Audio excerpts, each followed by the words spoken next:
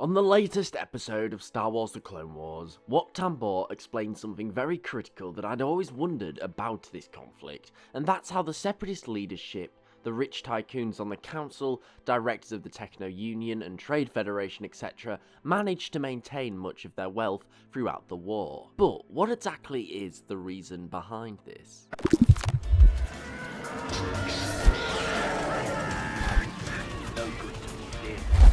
Before we start again, I do just want to really quickly apologise for my voice. It is really on the way out again, so if I do sound very quiet, I am sorry about that.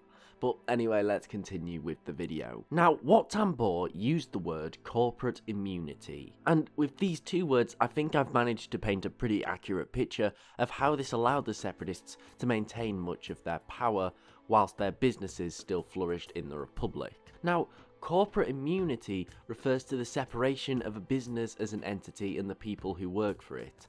Typically, this is done to protect workers from receiving liability in the company if it's caught doing something shady. However, I believe in this case it's done to protect the businesses from its own employees. At the end of the day, people like Wat Tambor and Newt Gunray were employees of the company in very high positions, in the executive ones. For this reason, they were able to act as they pleased, without the company being held responsible. In this situation, it allowed these companies to appear neutral, while still being controlled largely by Separatist council members, as they hadn't technically been removed from the board.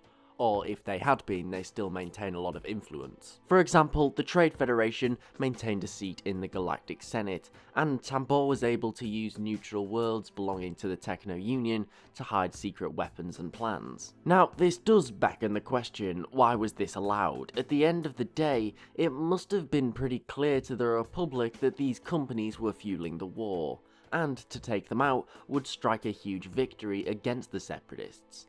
But it's not that simple. First of all, these companies likely tiptoed on the edge of legality without leaving a strong enough paper trail to link them to the crimes being committed.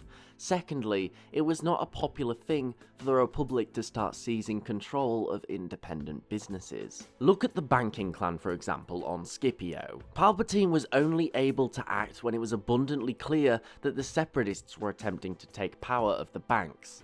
You see, when a government tries to take control of businesses, it has a huge knock-on effect. For one, it looks like said leader is trying to seize power. 2, it causes a great deal of uncertainty in the market. 3, it's going to result in retaliation from the opposing factions. And finally, it'll basically cripple that business for the foreseeable future. For example, when the Republic did take the banks, that essentially voided the Separatist and to an extent some of the Republic payback on their loans. And without these paybacks, the business is going to suffer and it's going to strongly damage the entire galaxy's economy, likely causing a recession. It's for this reason, in my opinion at least, why so much leniency was given to the Separatists' companies. Yes, they were corrupt and bringing about the war, but striking out could cripple the entire galaxy and hurt countless more in the process.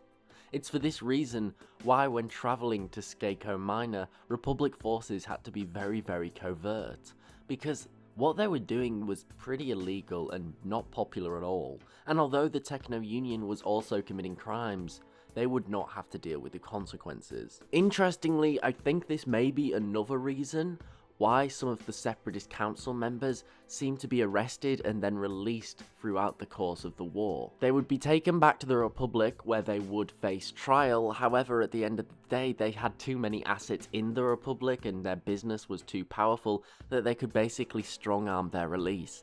So although the Republic could maybe capture Separatist council members, actually keeping them was just far too difficult.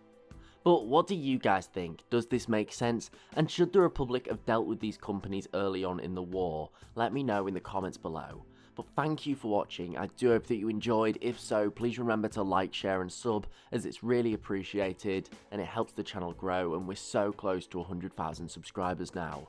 Also, don't forget to follow me on Twitter @TheLaw and tick the bell for regular updates. But most importantly, thank you so much for watching. I do hope that you enjoyed, and I'll see you next time.